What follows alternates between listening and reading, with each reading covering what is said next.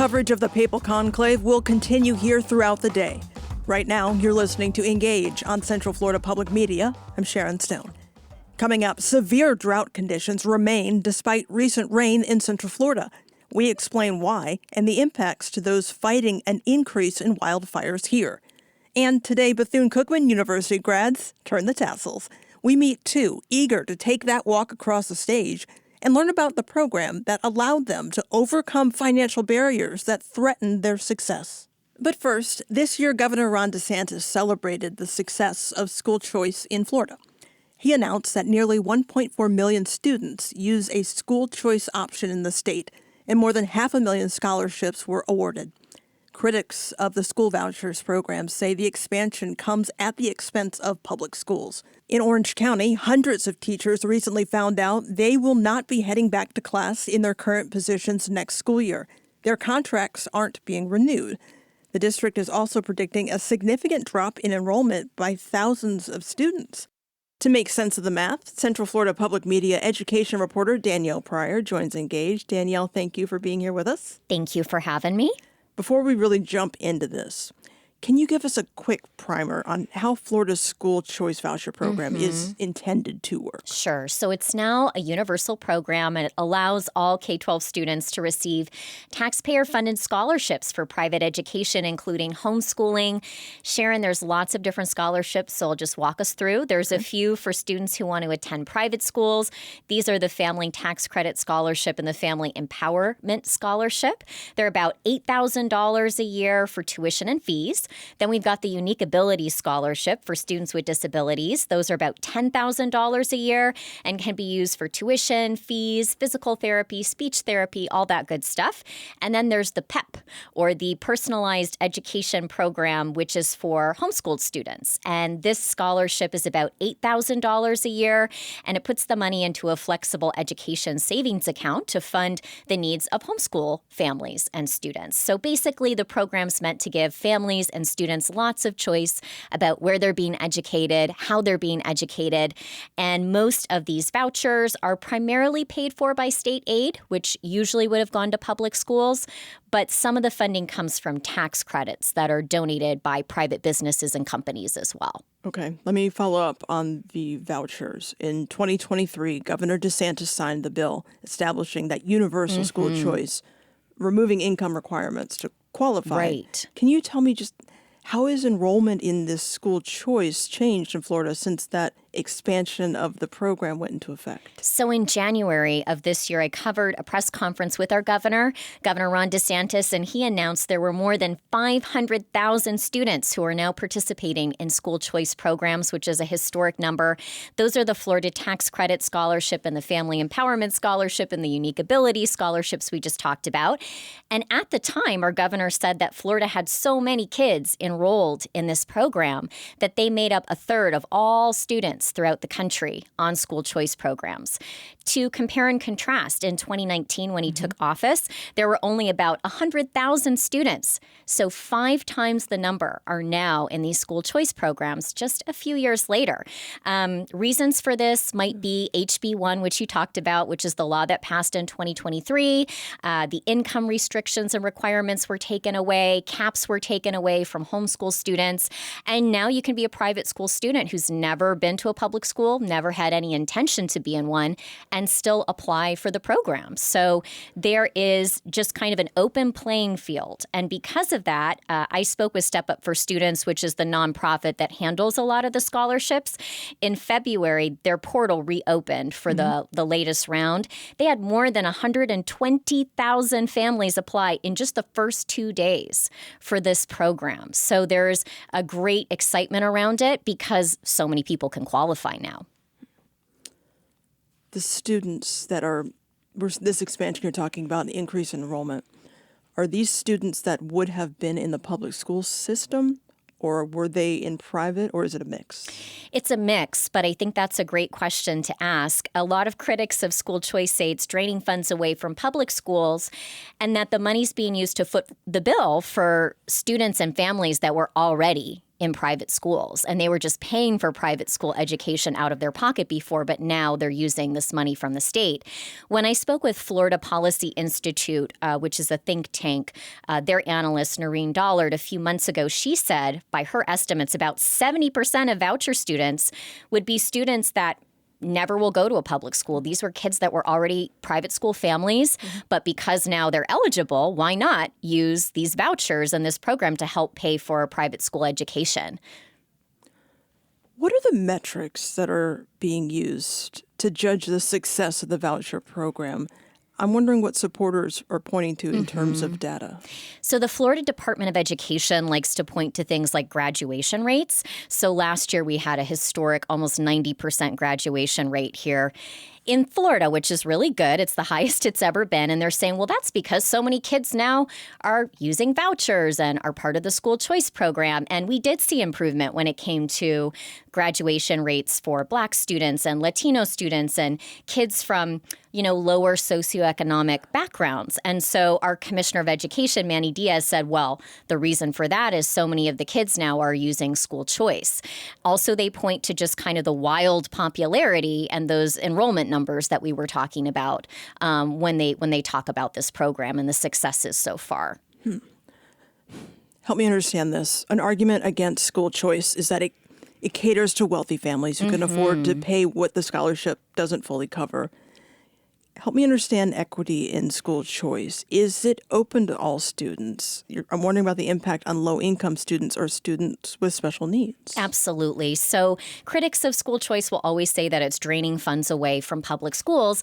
And obviously, if you're a public school that's in an underrepresented community anyway, you're losing even more resources and finances, right? So that does specifically impact kids in kind of low-income, low socioeconomic areas the most. But again, to go back to our point that we were talking about earlier, a bulk of the people using these vouchers are already private school families. Then there's the concern about the fact that private schools that they're going to are not as accountable as public schools.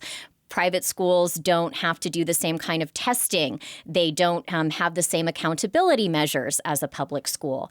If you're a family of a child with disabilities, a private school does not have to provide your child with an IEP, an individualized education program, or a 504 plan. They don't have to give your child accommodations or modifications. And private schools can turn away students for any number of reasons. So they might just say, no, I'm sorry, your child can't come to our school anyway because they have a disability, or because they have a behavioral problem. So there's a lot of concerns around equity when it comes to using these vouchers. Our largest school system in Central Florida, Orange County, they projected a drop in enrollment by more than 3,000 students. More than 800 teachers got a letter saying their contracts will not be renewed. And the Orange County Classroom Teachers Association says it is a consequence of the expansion of school vouchers. Can you connect the dots for me between that expansion and the impact on public schools? Yeah, so Orange County schools themselves have also said, hey, it's the voucher program, but also they said it's also low birth rate, aging population. There's a lot of reasons why there won't be as many students enrolled next school year.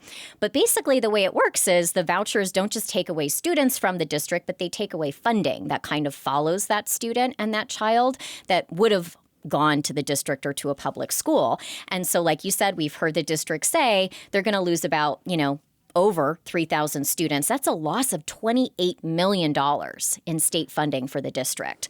It's a lot of money. And because of that, we have seen hundreds of teachers get these non-reappointment letters, which is basically saying you're not going to have a job in your same school next year. You can try to find another job in the district, but it's possible we can't even hire you in the district anymore because of the shrinkage that we're seeing.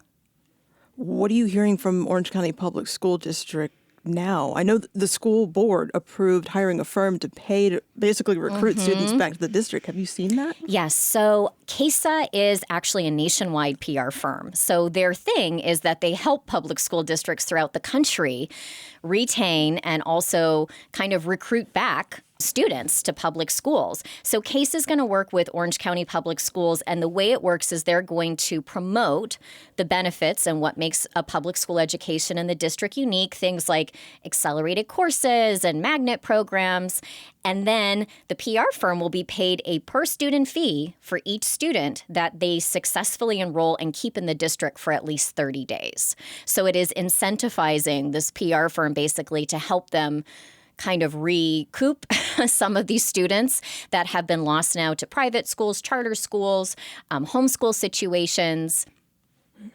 When it comes to funding, is this per pupil spending the same in the school choice program as it is in the voucher program? I'm wondering, if a voucher is awarded, does a public school system lose the equivalent amount in funding? So, does the money follow the student? It does. So the money does follow the student. And basically, again, to go back to the Florida Policy Institute, they've estimated that the voucher program, that includes the Family Empowerment Scholarship, the Florida Tax Credit Scholarship, the most popular ones, because of that, public schools are projected to lose about $4 billion for this school year. And it's money that's been diverted away from public schools into the school choice program. When a student receives a voucher and chooses to attend a private school, the state funding that would have been allocated to them and to the public school now goes to the private school instead, if that makes sense. And so the diversion of funds then impacts the public school's budget. It can lead to cutting resources for teachers, for textbooks, for extracurricular activities. And then the voucher program itself has administrative and overhead costs that need to be covered as well, further impacting the overall state budget for public schools. And so that can lead to a number of things like we've seen: smaller class sizes, canceled programming, canceled classes, firing teachers, like we've seen in Orange County schools. As we're looking at the different school options in Florida, are the standards the same for students in school choice and public schools? I'm thinking about standardized testing, for example. Yeah. So no, they're not. I took this right from the Florida Department of Education website because I like the wording for this. Private elementary and secondary schools in Florida are not licensed, approved, accredited, or regulated by the Florida DOE. So we know that this is the case for most private schools throughout the country, but private schools in Florida are largely exempt from the state regulations and requirements, including standardized testing that public schools are held to. They have a greater autonomy over their curriculum. They get to decide what qualification a teacher needs to have or not have before they can teach at a private school. And also they choose how they're going to assess student learning. And a lot of those private schools also have religious-based curriculum, right? Because they're religious schools. So ultimately, they decide who gets to go to their school, how long they get to stay at the school, whereas a public school, by law, is mandated to give everyone a free, appropriate public education. So it's kind of a very different mission and vision and very different kind of laws even that apply to both. There's pros and cons for both, but, the regulations are very different. Central Florida Public Media education reporter Danielle Pryor. Always a joy having you on. Thank you. Thank you. More than 800 Orange County teachers received a non-reappointment letter, which essentially means their contracts aren't being renewed. This is a normal process that is done every year to adapt to enrollment numbers. But this year, the district projects a loss of about 3,000 students. The Orange County Classroom Teachers Association says the lower student enrollment and the cuts in teacher positions are a direct consequence of the state's expansion of school vouchers. The union calls the results devastating and a deliberate plan to defund public education in Florida. Clinton McCracken has taught with OCPS for more than 20 years and is president of the Orange County Classroom Teachers Association. He joins Engage to discuss the anxiety he says educators are experiencing and the impact of school vouchers. A lot more teachers received non-reappointment letters this year than they had in the past. And it's around 800 teachers who did receive those. And that means those teachers, there's not a guarantee, there's not a position for them for the next school year. So they are now looking for a job. So one of the things that has led to this is the massive expansion of school vouchers from the state of Florida. So there are a lot more students that OCPS is anticipating to go to use vouchers next school year than would be staying in our schools. And so some schools have too many teaching positions for that school because those students have left. So some of those teachers are being let go. There are a few schools, though, that might have more students coming. And so there are some positions available. It looks to be around 400 positions that those 800 teachers can apply for. And so they're currently in the process of trying to get those jobs. Are there vacancies that exist that aren't being filled, or is it there are 400 jobs open for 800 plus teachers? There are 400 some jobs open for 800 teachers who have been non-reappointed. Now, not all of those teachers, of course, will get those jobs, and it's it's not likely that even all 400 will go to the non-reappointed because the district is opening up those jobs to the general public soon as well. What impact are you seeing on the teachers as a result of what you call this massive expansion of school vouchers? How does that impact what you can do in the classroom? There are impacts in many different ways. We believe that it is helping to create larger class sizes, for example. Like I said, we're losing valuable teachers. Teachers who have years of experience are now seeking jobs elsewhere or seeking jobs outside of the field of education altogether. So those impacts, of course, the level of anxiety that it's creating for teachers that are currently in the system. And it's even creating anxiety for the teachers who do have a job for next year because they know that their colleagues are not. So there's sadness for our colleagues who are currently searching for a way to have a job to be able to pay their bills come August. So there's just generally a lot of anxiety across the board. And of course, all of this directly affects student learning. So if you have larger class sizes, if you have experienced teachers who are leaving the field, all of this is going to affect how our students are learning in those classrooms. I'm just curious what you're feeling. I'm listening to you talk about losing valuable teachers who have experience. How are you feeling in this moment? Very concerned for our educators. It's a sad time for the field of public education when the state of Florida doesn't fund it. And it's currently about to happen again. So the session has been extended, and the only thing remaining is the budget.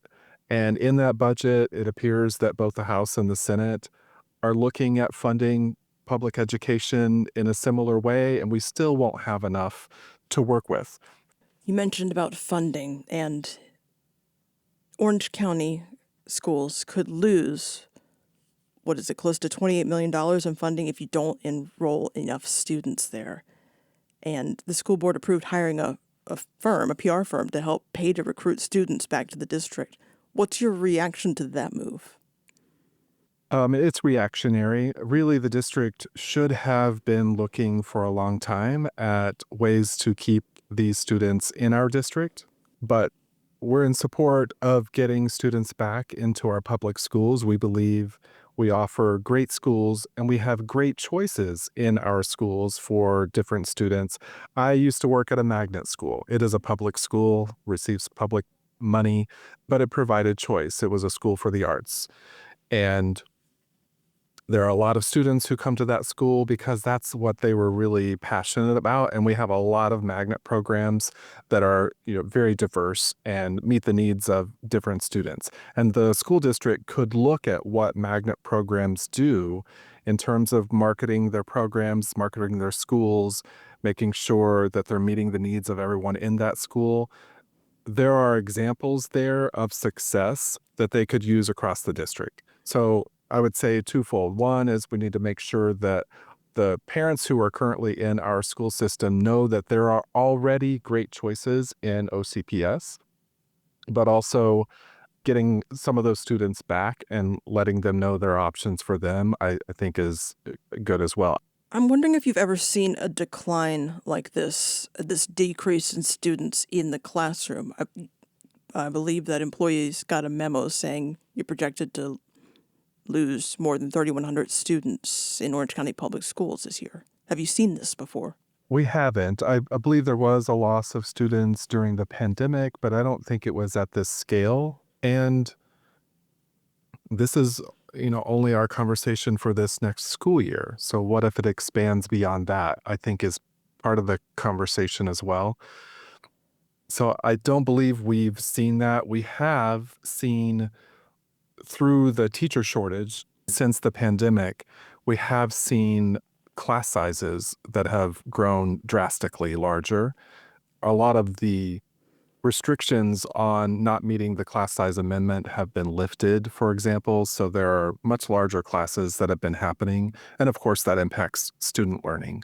And it impacts teachers as well. It's harder work to manage a larger group. It's a lot more to prepare for, to grade, all those things. And so we have seen an exodus of teachers, which is exacerbating the teacher shortage problem. Do you have concerns that as school voucher, school choice expands, this trend that you're seeing continues, that there will be more students leaving and more teachers leaving Orange County Public Schools? You do? Yes, I do. Again, I think the district can do some things to alleviate some of that, but it does look like a trend. And so we need to stand up and make sure people know what's happening. But it is a slow attack on public education. And for many of these vouchers, it is a handout to the wealthy. So something like 70% of the new vouchers this year are going to families of students who were already enrolled in private schools. They were already going there. They didn't need these vouchers, and many of these private schools then have raised their tuition in similar amounts to the vouchers. So this is a handout of public tax dollars to wealthy people. Clinton McCracken is president of the Orange County Classroom Teachers Association. Hundreds of teachers are being notified their contracts aren't being renewed at a time when OCPS is adding campuses. A new elementary, middle, and high school opened in Orange County for this 2024-25 academic year. Scott Howitt, Chief Communications Officer for Orange County Public Schools, joins Engage to discuss what he's seeing happening now in the district. We are in a very large school district. We have a school district that has 213 schools currently, has 208,000 students, both traditional and charter. And because of that, we have pockets of extremely high growth in our district, and we have pockets of neighborhoods that have aged out or continuing to have an older population that doesn't have children that are entering the system. So you have really a tale of two districts. You have an area like a Lake Nona, Horizon West, Apopka that are continuing to grow. And you have areas which would be considered more of your internal infill areas of the district, which are declining because the neighborhoods have not turned over. The projected drop in public school total enrollment could result in the loss of more than $27 million in state funding for the next school year. How could that impact the district?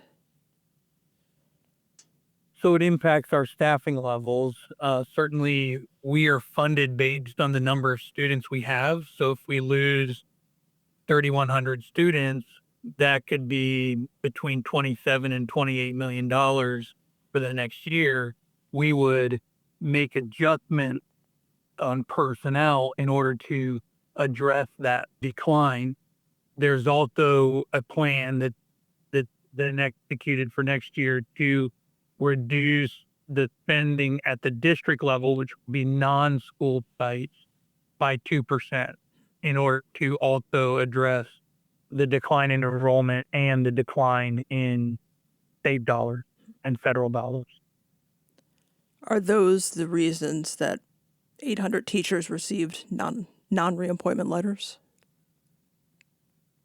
Not the only reason. Every year we go through the non-reappointment process.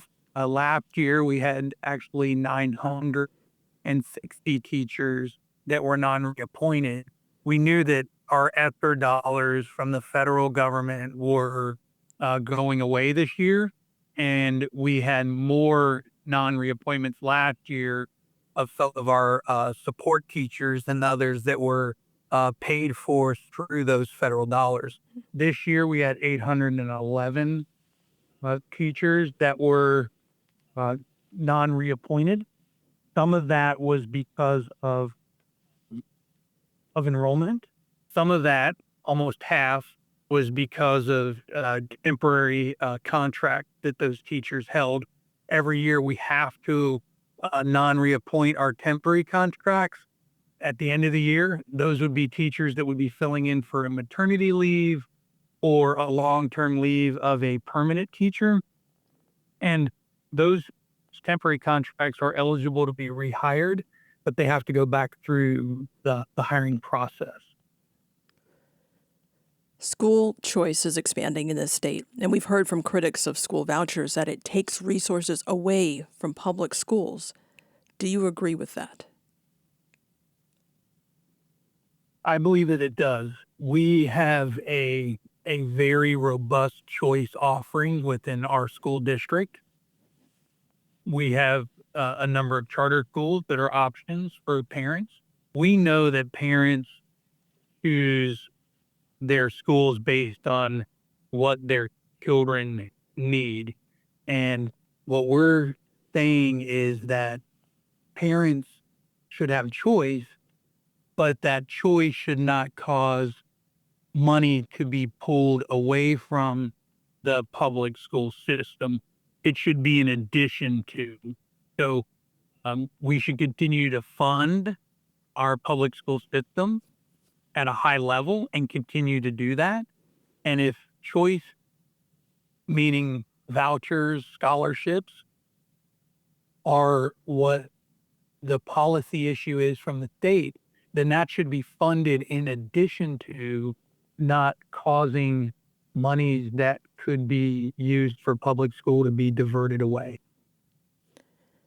Do you have any concerns that that diversion could hurt vulnerable, lower income students, maybe students with special needs?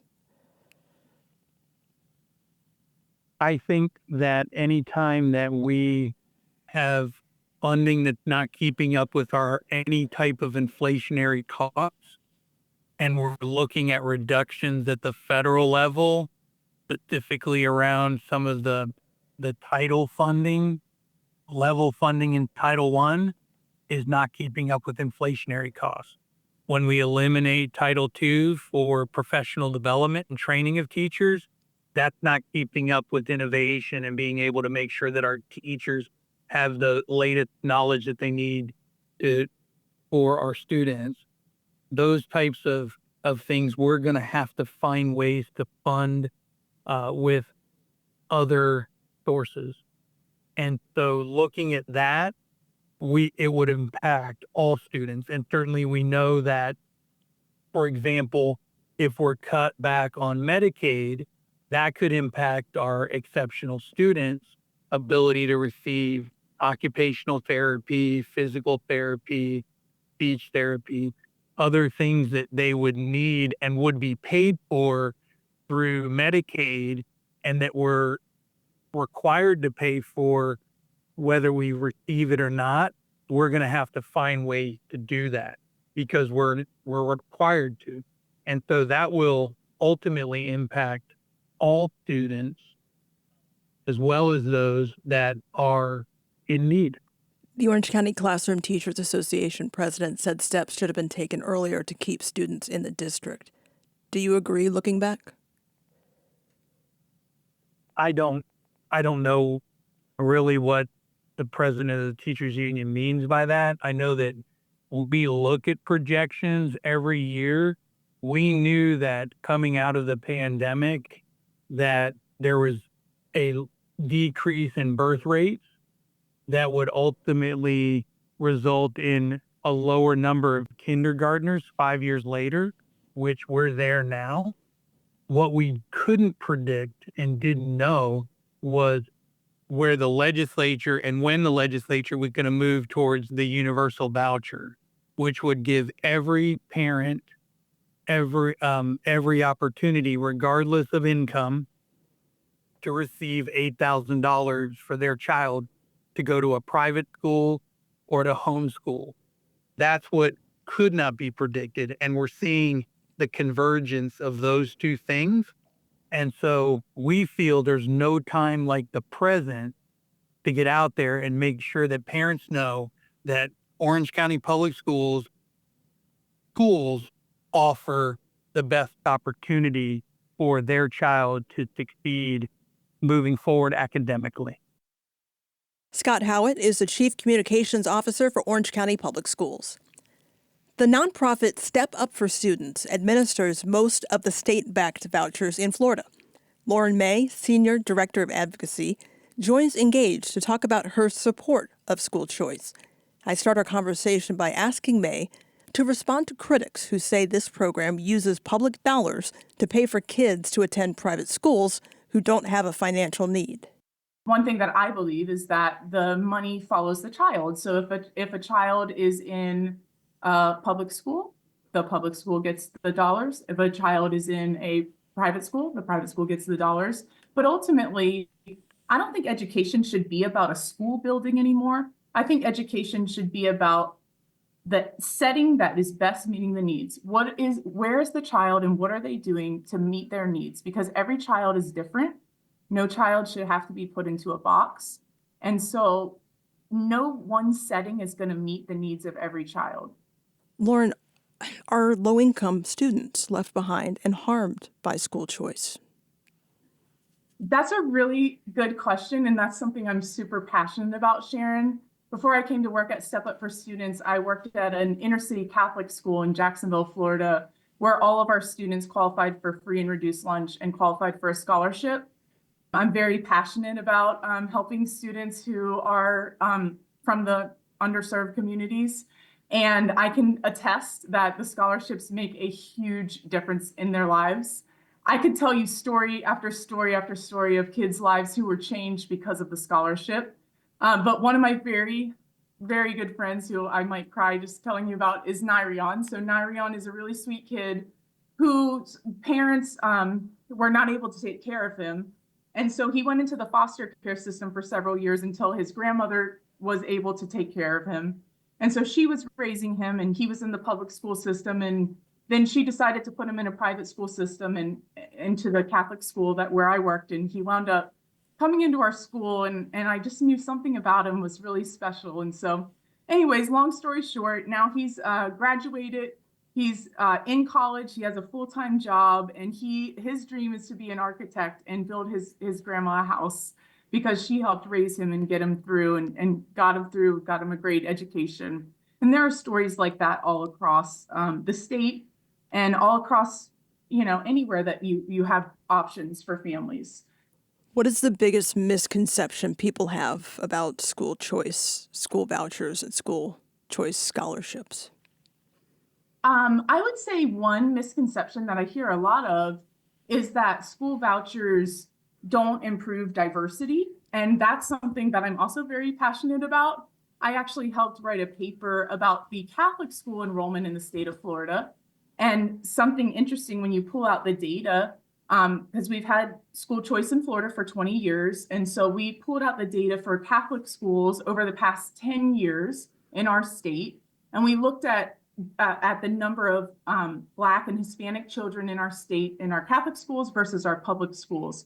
And something really interesting is that our students in Catholic schools in the state of Florida are actually a little bit more diverse than our public schools. We have about 65% of Black and brown children in our Catholic schools versus about 64.5% in our public schools. So basically they're about the same, to be honest with you. But I just think that's a really good stat that people don't always assume, because you hear a lot of times that private schools are not diverse. And then another really good stat from that paper is that our Catholic schools are inviting more and more students with disabilities into their buildings, which I think is really special and important. And I have a son who has a couple different special needs, and he's has a hearing impairment. He's on one of our scholarships, and our Catholic school has embraced him. He has to wear hearing aids in the classroom, and his teacher has to wear a little microphone. And I used to be a teacher, so I can only imagine how hard that is to have to remember to turn it off, like before she uses the restroom. That would be really embarrassing. So, what are your goals for Step Up for students in the years ahead? My hope and dream is that every child in America would have the choice to go to the learning educational option that best meets their needs. That is my hope and dream. Lauren May is Senior Director of Advocacy at Step Up for Students.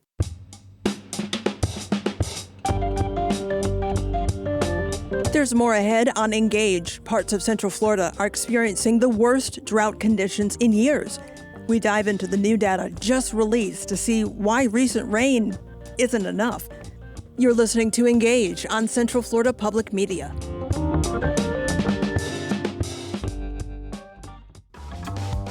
You're listening to Engage on Central Florida Public Media. I'm Sharon Stone. Ahead on this program, it is graduation season, and today we'll meet a pair of Bethune Cookman grads eager to take their next steps, thanks to a program helping students focus on the books, not the bills. At Bethune Cookman, more than a majority of our students come from lower income families, and they need assistance. They would not be able to finish college without it. We'll learn about Bethune Cookman's Graduation Assistance Program. But first, Central Floridians are enjoying a brief break from the dry conditions this week, with some thunderstorms rolling through the region. April is traditionally a dry month in the area, but this year, we're seeing the worst drought conditions in 8 years, leading NOAA's National Integrated Drought Information System to identify 84% of the state under varying degrees of drought conditions. Dr. Rob Eicher is an associate professor of meteorology at Embry-Riddle Aeronautical University and a freelance broadcast meteorologist at Spectrum News 13. We asked him to join us to parse out the source of this drought, what kind of impact it may have on Central Floridians, and how much this rain will contribute to rehydrating the region. Believe it or not, despite all the rain that we've had, or a little bit of rain that we've had in some areas over the last week or so, the drought conditions have actually worsened a little bit across the area. The areas that are classified now as being an extreme drought have basically expanded now to almost all of Central Florida north of Sanford. So northern Lake County, northern Volusia County, most of Marion County, most of Flagler County. Help me understand that. We saw, at least in my area, I saw some heavy rains overnight and this morning when I woke up. How is it worse since we've seen some rain? Well, it's not just rainfall data that goes into the drought monitor. It's also things like stream flow data, lake reservoir levels, and stuff like that. But one of the important factors is temperatures. And it's been also a really warm week. And if it's really warm, that means what rain you do get is rapidly evaporating. So if evaporation rates are high, you need more rain to make up for drought conditions. And we didn't get that much rain over the last week. And what we did get was really spotty. Like you said, you had rain in your yard. I was not as lucky. I didn't get anything at my house. When we say drought, what does that mean for Central Florida? I asked that because I was speaking to our producer, Richard, before you and I started chatting, and he's lived in Arizona. He's lived in Nevada. Mm-hmm. When he looks around here, he's still seeing green trees. And So what is it that it means for us in Central Florida when we talk about drought? A lot of it is comparison to normal. So you're right. You look around here and you see green. You say, how is that a drought when we see much better than Arizona? But our vegetation needs more water than the vegetation would in Arizona. And compared to what we would normally get, we haven't seen that. So what it really is a comparison to where the lake levels should be, how much precipitation we should have gotten versus what we actually got. So, Rob, we have dry season in Florida every year. Mm-hmm. Is there some level of drought that comes with it? Is it a cyclical phenomenon? Yes. So it's not at all unusual for Central Florida to be dry this time of year, as you pointed out. And it's not unusual for us to be considered in a drought, at least some areas to be considered in a drought this time of year. We were this time last year considered to be in at least abnormally dry or moderately dry or moderate drought conditions this time last year. I did look up when was the last time we were in an extreme drought, which is what most of northern central Florida is in right now. And that was 2017. So around this time in 2017. So about 8 years ago. Statistically, on average, you would expect extreme drought conditions about once every 20 years. Is that something that we can expect to get worse as the climate changes? Yeah, the evidence has been pretty overwhelming, I should say, that the climate is getting more extreme. So the dry periods are getting drier and the wet periods are getting wetter. And you've probably noticed some of the recent hurricanes have produced crazy amounts of rainfall. So yeah, the evidence for that is overwhelming and likely to continue. Rob, can I ask you, are we in the rainy season yet here? Not yet. There are some hints, though. We've got rain, or at least a chance for rain in the forecast for the next 7 days. It also looks like we'll have a cold front arriving probably middle part of next week.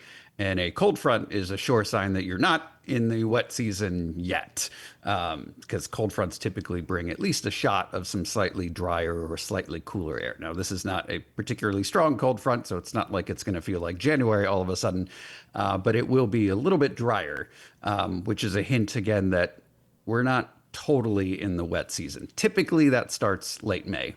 Okay, so we're getting there, getting closer. Is Florida's rainy season, Florida's wet season, is that enough to take care of extreme drought conditions? Yes, believe it or not. Now, the drought conditions are likely to continue through most of the month of May, but assuming the wet season begins as it should, we'll probably be okay at some point in June. And in fact, the drought that we're currently in is considered a short-term drought, a less than 6-month drought. So in other words, this is only something that's been around recently. It's not been around long enough to impact, water supplies, like some of the drought conditions that they've had, the long-term drought conditions that the Western United States has been dealing with. This is a short-term drought. So in other words, only been around for a couple of months and probably only going to be around for a few more weeks. Once we get that wet season going, we should be okay. Currently, we're roughly 5 inches below average for the year so far in terms of rainfall. That's one tropical storm. So while we are still dealing with these drought conditions now, can you help me understand just the dangers of burning right now, why we still have these burn bans in place? Yeah, so there are multiple drought indices. So the one that we've been talking about is the Drought Monitor, which takes into account a lot of different things. There's another one called the Keach-Bynum Drought Index, which is specifically for rating wildfire danger, like how dry it is. Is it dry enough to worry about wildfires? And we're off the charts on that one. We're at the highest level in that one. So we're currently over 700 out of 800. So that on that index, the wildfire danger is about as high as it gets. And again, that's primarily because it's warm, but also been very, very dry. Dr. Rob Eicher is an associate professor of meteorology at Embry-Riddle Aeronautical University and a freelance meteorologist at Spectrum News 13. Central Florida fire crews are seeing the drought manifest in the form of brush and wildfires throughout wooded and undeveloped parcels in and around Orange County. Burn bans have been put in place to prevent these fires. Municipal and county crews have been busy tamping out fires for weeks. Last week, multiple fires were fought throughout Volusia County. Residents in the Silver Springs community in Marion County were asked to evacuate their homes as fires in Ocala National Forest crept uncomfortably close to their neighborhoods. William Farhat is the marshal of Orange County Fire Rescue. His department has been fending off numerous brush and wildfires in recent weeks. Farhat joined Engage earlier today to talk about the efforts of the department in fighting these drought-driven fires. We have had a number of wildfires that have occurred because the conditions are so dry. It is a direct correlation. As soon as we see the drought index raise, our calls for service go along with it for wildland fires because of the conditions. Can you talk to me more about what causes those fires during drought conditions?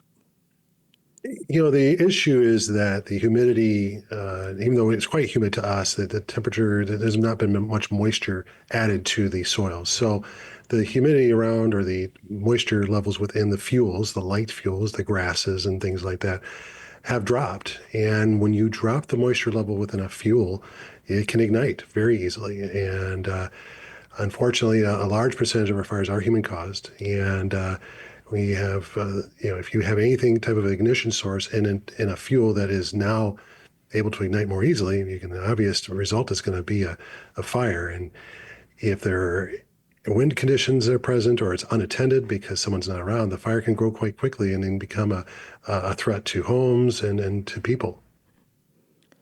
Can you talk about the impact that these conditions are having on managing fires in some of the less developed portions of the county? When we have a wildland fire, and by the time they're reported to us, generally they're large. We rarely get the early notification. They're usually in an area that's not easily accessible. We're having to use our woods and brush trucks to go off road or by foot, and bringing hand tools with us, or if we're lucky, we can get a hose close enough to it. So you're already facing obstacles to be able to get to the access to the fire, and so you have to work at the fire. It becomes almost like a longer term solution. They're not quick to put out because of their size. And the access issues, the water supply issues, we automatically send extra tanker trucks along with our responses because there isn't usually water in the area to fight the fires with. We work with the Florida Forest Service, and when they bring bulldozers, and if we're in an area that can support bulldozer activity, they're bulldozing lines around the fire to rob it of fuel, to slow it down, to allow us to get in there and continue to extinguish it. Are you experiencing or seeing an increased demand or strain on your resources? Well, we're fortunate that the department has a large number of resources to deploy, but we are having to respond to more wildland fires at this time of the year. We're having people using campfires, if you will. They're still using them. Some of our encampments are using them when they should not be. And we are having fairly regular responses to put these fires out, and working with the sheriff's office on ones that are repeat violators to stop the activity. But unfortunately, a lot of people are just not aware of what their activities can cause. It can do the cause and effect, if you will, of what they are doing. And there really should be no ignition sources outside right now because of the conditions. Let me follow up on that.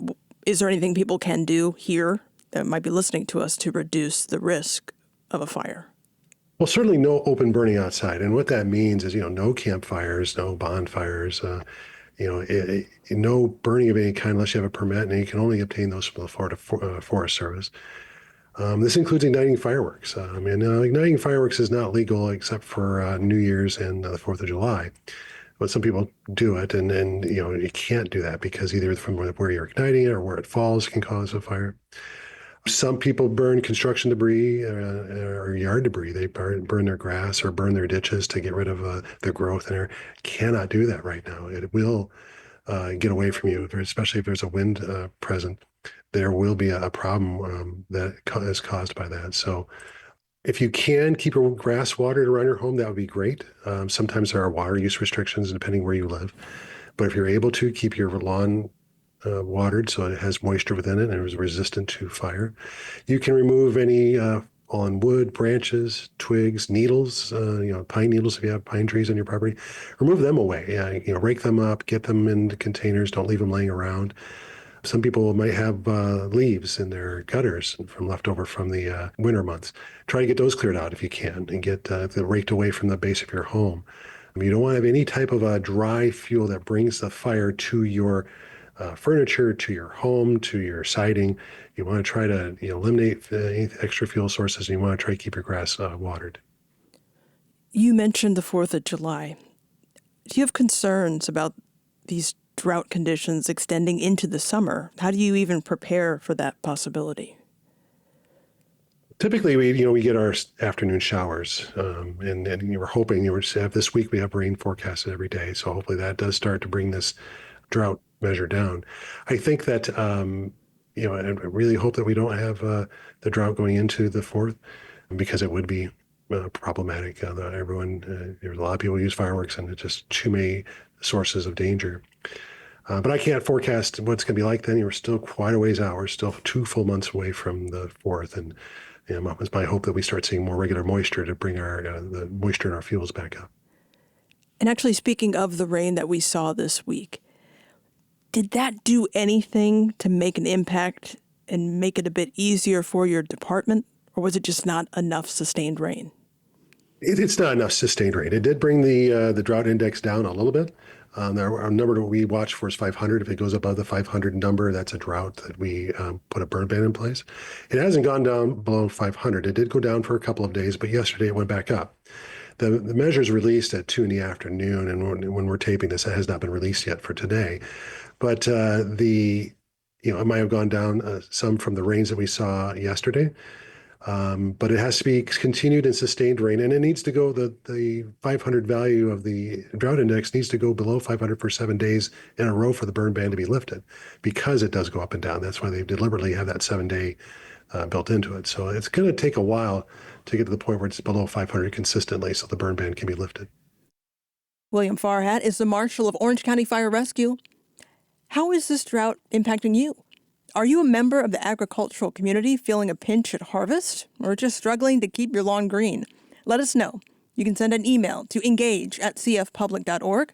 You can send a talkback on the free Central Florida Public Media app, or you can text us 833-793-8633.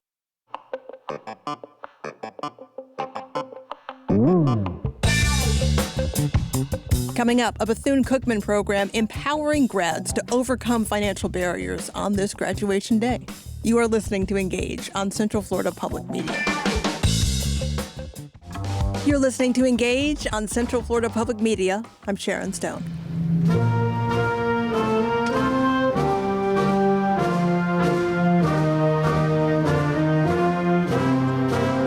That is the sound of pomp and circumstance at Bethune Cookman University today. It's commencement week for the Wildcats. Hundreds walk across that stage with their diplomas in hand as new college graduates. About 60 are involved in a BCU program that made this journey possible by letting them focus on the books, not the bills.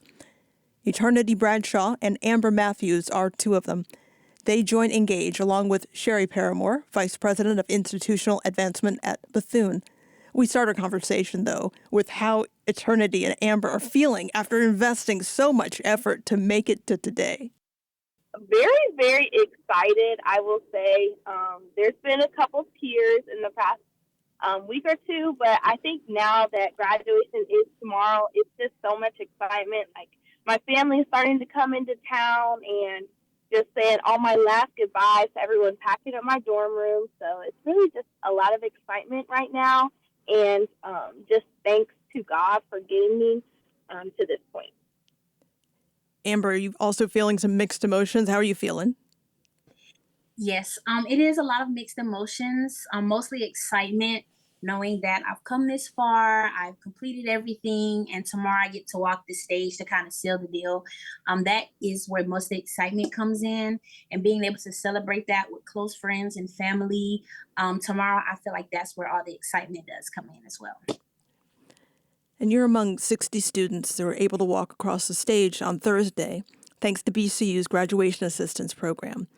Dr. Sherry Paramore, you're the Vice President of Institutional Advancement. Can you explain the role of BCU's Graduation Assistance Program? Yes, so we, during this time of year, we experienced quite a few requests of students. You know, they've been here 4 years, sometimes 5 years, and they've expended all of their financial aid, assistance that they could have.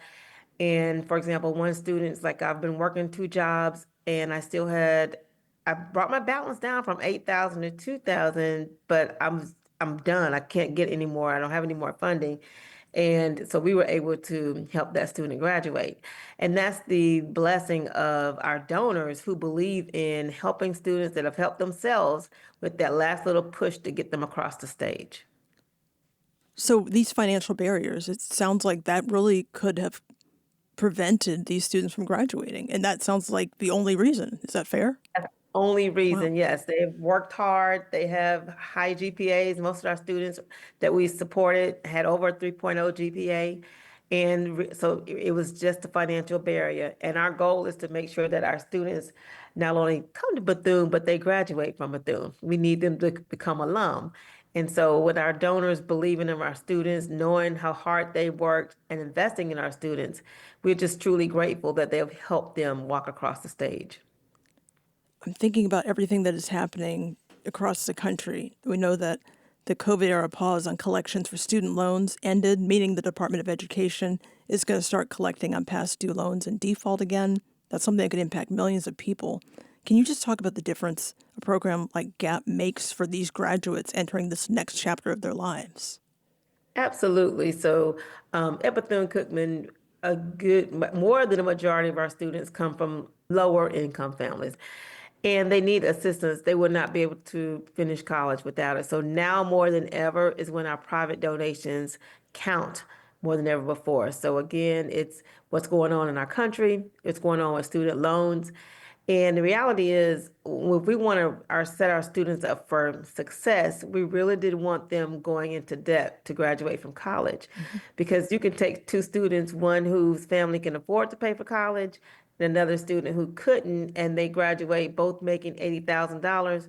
The one student who had to take out loans is going to graduate in debt, probably won't be able to buy that first home. They both are making $80,000, but because they have to take out student loans, they're in a, not a good financial position. And so we want them to thrive once they graduate. And so again, investing in our students so they don't graduate with a bunch of debt is really a blessing to our students. Let me go back to you as the students graduating, Amber, in eternity. Do you feel like a weight has been lifted? What was weighing you down that was alleviated by this graduation assistance program? I'll start with you, Amber. I can say for me, it was a big weight lifted off my shoulder. After being here for 4 years, completing all of my assignments, making sure that all of my credits were there, getting to the end of my last semester of my senior year, and then saying that I have a balance, it just kind of felt like there were so many things I couldn't, get past. But being able to get this scholarship to be able to lift that financial burden so that I can make sure that I walk across this stage, so that I can make sure I complete my degree and earn my degree. It makes me feel so much better, and it allows me to focus on getting ready to walk across the stage instead of worrying about how am I going to try to pay off the last amount that I have on my account. So yes, it's a blessing. In eternity, what did this GAP program do for you? What difference did it make? Similar to what Amber said, like there was a huge weight lifted off of my shoulders. And like Dr. Paramore was mentioning about just being able to graduate without debt versus with it, and the long-term effects that can have over our lives, just makes all the difference. Because now, I of course have more schools ahead of me as I want to get my master's and possibly a PhD. So that's a lot more money that I will have to, figure out how to pay in terms of scholarships or taking on loans. So it's just truly a blessing that I can walk away from my undergraduate years with no debt, no loans or anything, so that I'm starting with essentially a clean slate for my future education endeavors. Awesome. And Dr. Paramore, you're a BCU grad yourself. What is it like to experience graduation week from the administration side? It's kind of full circle. You're seeing these students achieve and earn degrees. Yes, and then to hear their stories about graduation. And I remember, so I graduated many years ago, but just knowing that, again, I was a first generation college student, and just knowing that you don't do it just for yourself, like you're doing it for the entire family, and they're all coming down to watch you graduate. I mean, it's an amazing feeling. And again, our president, Dr. Berry, knows, he talked about that. These students are doing it for the families. We have to make sure that they make it to graduation and cross the stage. And just to wrap up, it sounds like both of you, Eternity and Amber, have some school ahead of you. Just tell me about what's next and what your plans are. I'll start with you, Amber. Yes, so something similar similar to what Eternity was saying, I do plan on getting my master's degree and hopefully later on in the future, my PhD. Next for me would be me getting ready to go into grad school. Getting ready to kind of maneuver that new chapter into my life. I'm going to get my master's program, and I'll be doing that for the next couple of years, as well as getting a job, trying to work and get that experience as well as I get my degree. So once I get my master's, I have both parts of education and experience to back me up once I get ready to push my career forward. And Eternity. So what's next for me in this next year, I'll be studying for my GRE and applying to different master's programs, hopefully in the Central Florida area. I'm looking mostly at UCF. I want to pursue a master's in industrial and organizational psychology, which is sort of best practices in the workplace. And I'm really interested in human resources. So I'm also looking for internship opportunities or entry-level job opportunities in that field. So right now it's kind of in that figuring out what's next stage, but I'm very excited for my future, and I know it will be very bright. Congratulations to now Bethune Cookman University graduates Eternity Bradshaw and Amber Matthews.